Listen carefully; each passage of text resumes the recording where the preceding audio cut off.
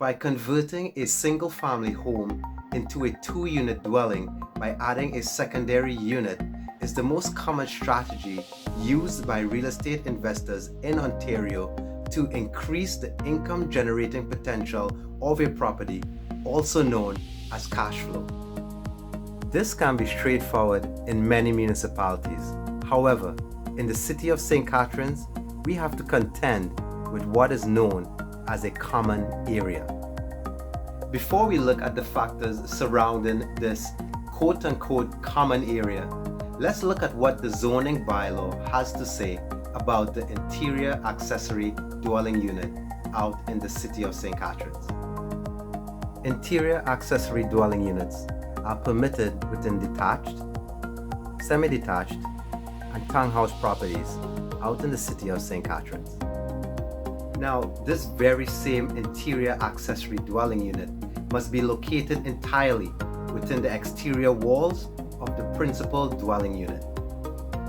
There is also provisions for detached accessory dwellings in the City of St Catharines. But for the purposes of this video, we'll only be looking at the interior accessory dwelling unit.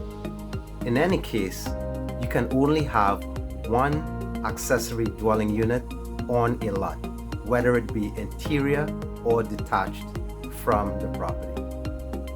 Now here is where it gets interesting. In the City of St Catharines, the interior accessory dwelling unit cannot exceed a maximum of 60 square meters, which is equivalent to 645 square feet or 40% of the gross floor area of the dwelling unit.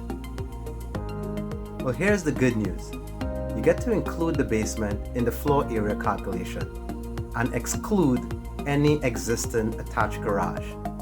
But the bad news is that you have to choose the lesser of 60 square meters or 40%.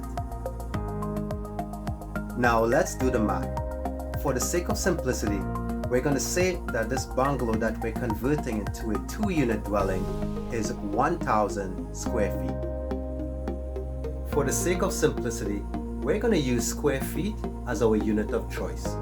So, as mentioned earlier, an interior accessory dwelling unit in the City of St Catharines cannot exceed 645 square feet or 40% of the gross floor area.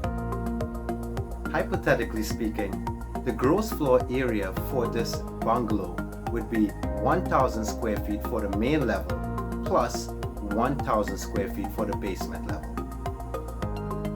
If you need a calculator like myself to determine 40% of 2,000 square feet, I won't be so hasty to quit my day job and venture into real estate investing full-time.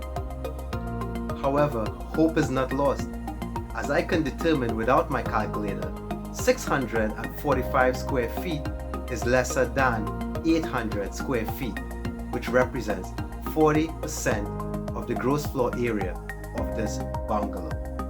So now that we have a unit of 645 square feet, which must be subtracted from the floor area of 1,000 square feet, we have a difference of 355 square feet. Now that is what constitutes our common area.